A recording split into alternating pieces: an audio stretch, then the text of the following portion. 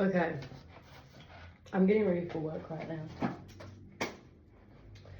but I need to do week 7. So week 7,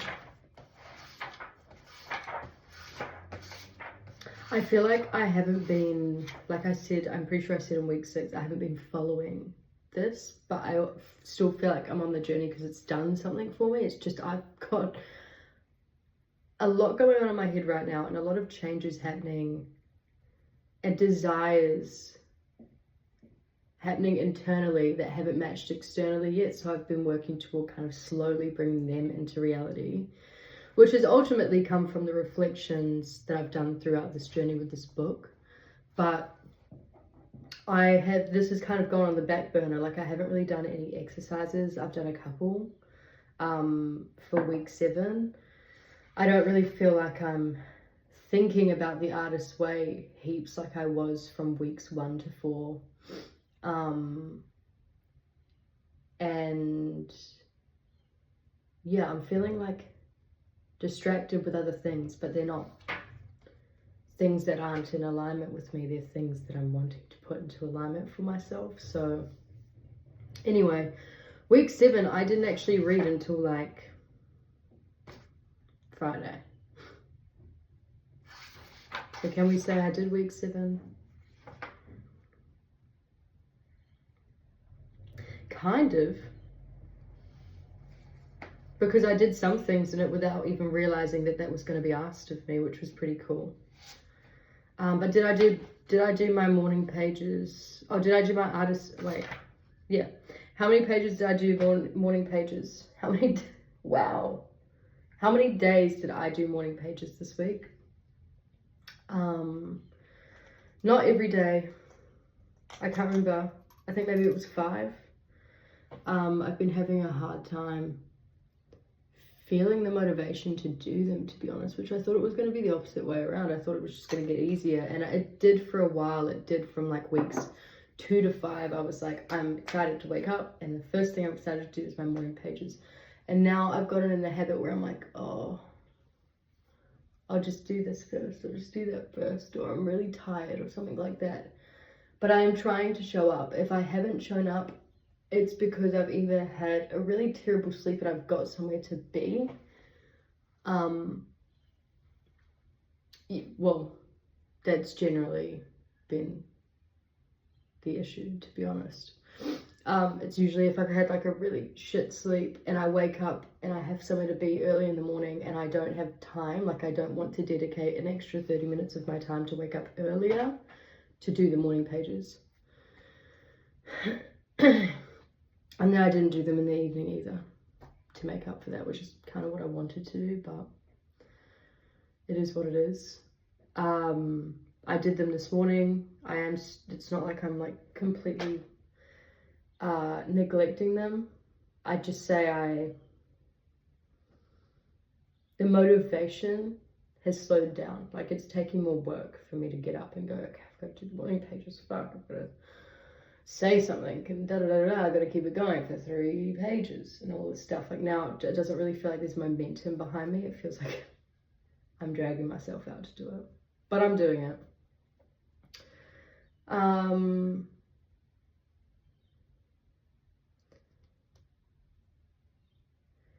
It also asks,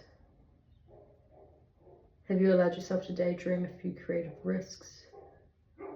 Are you coddling your artist child with childhood loves? I don't really know how to answer that question. It's probably because I didn't read week 7 until Friday, but I will say my artist date for, oh no, that was my artist date for week 6. I mean, on my artist days, I'm always kind of coddling my artist child. Like I'm always doing things that make me feel really alive and that probably a child would want to do. Like last week I went to Time Zone by myself. It was so much fun. Like going to those places by yourself is actually really liberating. I don't know, I think it's exciting because you're like, wow, I'm doing this on my own. And I'm having fun with myself, by myself. I don't need anyone to make that for me. I can do it with myself.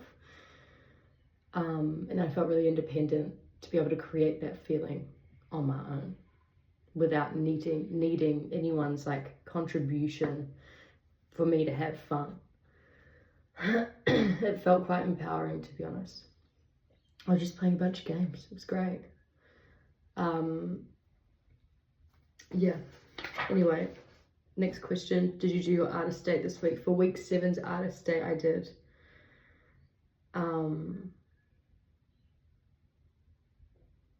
Did you use it to take any risks? No. That must have been what... Look, sometimes she says so many words. I can't remember half of what she's actually said in the chapter because it's a lot to take in. And I don't read it more than once, to be honest. So I don't know what she's talking about.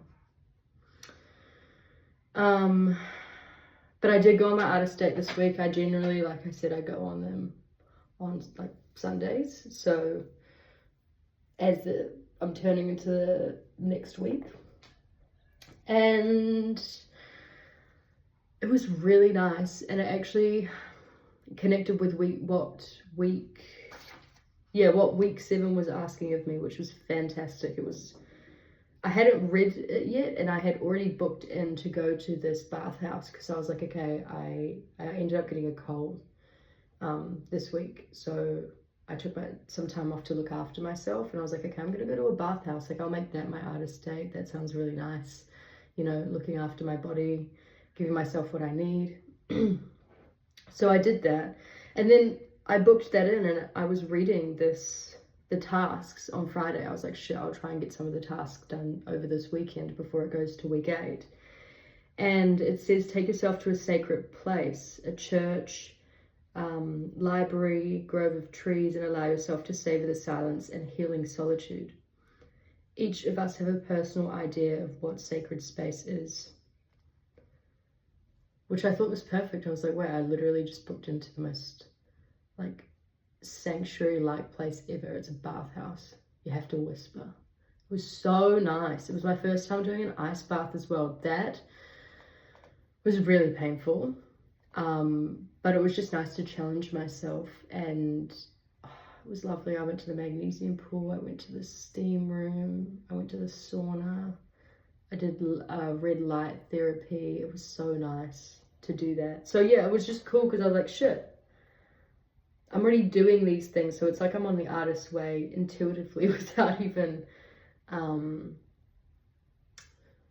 reading anything first. And it went the same for like week 8. I just feel like anything I'm feeling internally as I'm making my way in this journey, it's reflecting back to me in the chapter. It's almost like I am on the path without feeling like I'm on the path with all the reading of it all and feeling like I'm studying, or feeling like I did from weeks 2 to 5.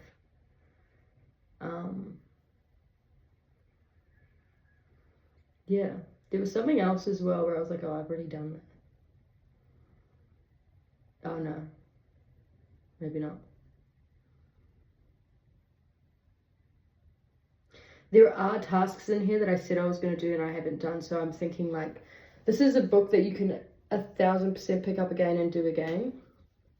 And I'm thinking I'll go back to it like in the future. I'll go, oh, these are the ones I didn't do, because I tick the ones that I have done, and I'll go ahead and I'll do those ones specifically. I'll just spend a week doing the tasks. Like I won't necessarily, I don't know if I'll read the, or maybe I'll do it after I finish this book. I'll just go back through and look at the tasks that I didn't get done in that week, and I'll just spend the week doing them from week 1 to week 12, without reading and going on the journey heavily again.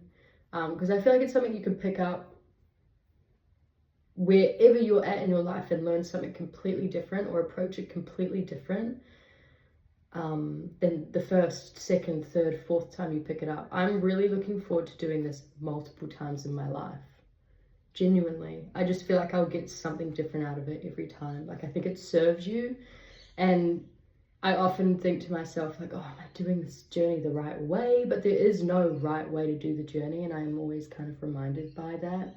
And I guess have to remember it, because I'm like, oh, I'm doing this wrong, you know, thinking that I'm not as locked in as I need to be and all this stuff. But you get what you need to get from it, from the point of life that you're at in that very moment. I'm still getting something from it, even if it looks different to what another person might be getting from it. If they're already an established artist, for example, they're looking for something else in their life. It meets you where you are in your life, and it takes you that step or few steps. It kind of catapults you into the next stage you know you want to be in, but you maybe like blocking yourself from, or not taking that leap yet. It kind of guides you to that next step of your life, but everyone's at a different place of their life, so there is no right or wrong way to do the book.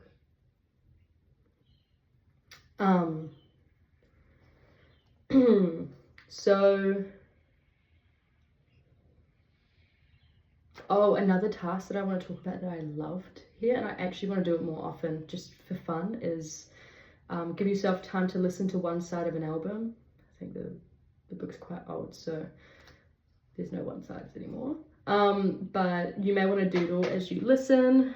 Allow yourself to draw shapes, emotions, thoughts as you hear the music. Yeah, and I did that immediately. I saw it and I was like, fuck yes. And I listened to an album. I listened to Drake's, what album did I listen to? Oh no, I forgot what it was called. It was one of his iconic albums. I don't know if it's called Started from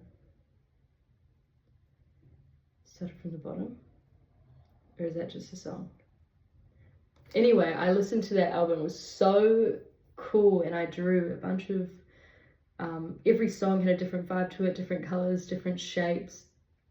It was just so much fun, and I remember doing that in music class when I was in high school as well. We did that with Pink Floyd's album, The Dark Side of the Moon, and it was so much fun, and I want to do that more often. It was great, and I don't really have an issue with drawing.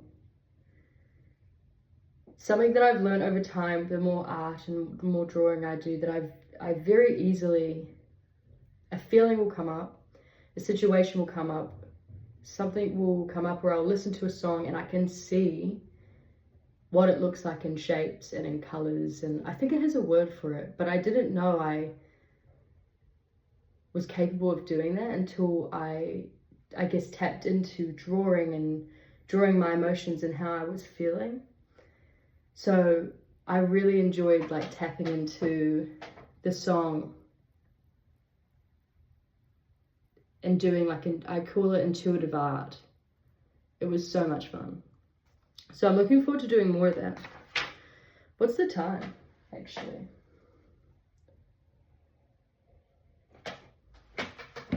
Hang on.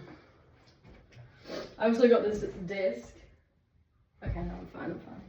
I got this desk and I love it. It's perfect, and it's right by the window. So in the morning I come and I write my morning pages here, and it just feels, I feel like an artist. It's fantastic. Anyway, I actually got to get ready while I'm doing this.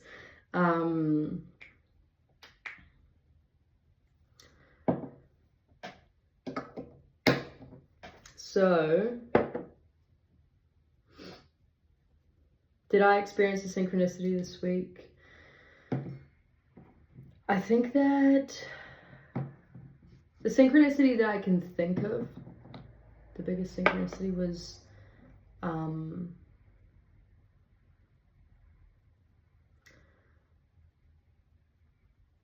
when I was reading the tasks. I was like, wait, I'm already doing what the tasks this week are asking of me, and this is my first time reading the tasks. So that was a cool synchronicity. And I think just the opportunities that have opened up for me since quitting my job.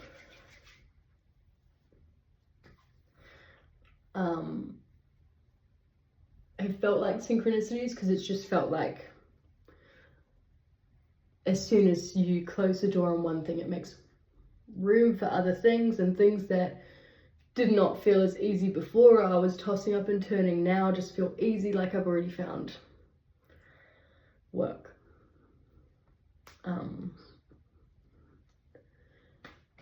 That I'll be starting next weekend. So it's just, life feels very uncertain right now, and I know what I want, but I don't feel like I really have the path showing me the way to it yet. I'm kind of just going, okay, I'm going to pick this up and I'm going to do this because I feel like that will work for me and it feels good right now, but I'm in the dark, like I don't see the end of what I'm doing right now. It's a good way to put it.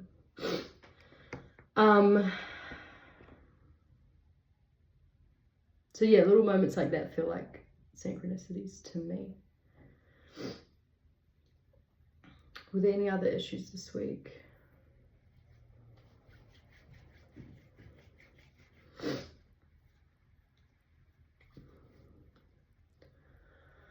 I feel like I haven't really been writing for a long time. Like I have no issue with drawing and that kind of art, but I haven't tried to write in quite a while, and I really enjoy poetry and I want to improve on my writing skills in general. So I guess the resistance to that has been like a bit of an issue, but I'm trying to challenge myself by writing every day, because she's made a point a couple times in this book, and I've heard it a few times before. You just have to write, whether it's good or not, you just have to write stuff, and it hasn't been good. I'll tell you that. But the point is, you have to be okay with writing bad shit, or you'll never write anything at all unless it's good, and that's not consistent. Because like I said, being an artist is a lifestyle. It's not just something you do every now and then when it's good. You've got to be okay with writing bad shit. So every day I'm trying to write something. It's only just kind of started. But I'm just like getting it out. Getting all the shit stuff out, to be honest. That's about it. Recovering a sense of strength is for week 8. This week tackles another major creative block. Time. You'll explore the ways in which you have used your perception of time to preclude. She always has huge words in here, but she'll have like a million, and then I just need to ask ChatGPT what she's talking about because it's a lot. You have used your perception of time to preclude taking creative risks. You will identify immediate and practical changes you can make in your current life. You will excavate the early conditioning that may have encouraged you to settle for far less than you desire creatively. So this one is kind of, I read this chapter yesterday, and like I said, a lot of huge words. I needed to get some clarity, but I understand what she's saying, and I also aligned with some of what she was saying, because she was just talking about, the blocks that get in your way of becoming an artist and doing the things that you want to do and being successful. And one of them can definitely be going, I don't want to write bad art. I don't want to draw a bad thing. I don't want to do this because it's not the way I want it to be. So I'm just going to wait until I make the thing I want it to be. But like I said, the reality is you're not going to make it what you want it to be by just like waiting. Consistency over perfection.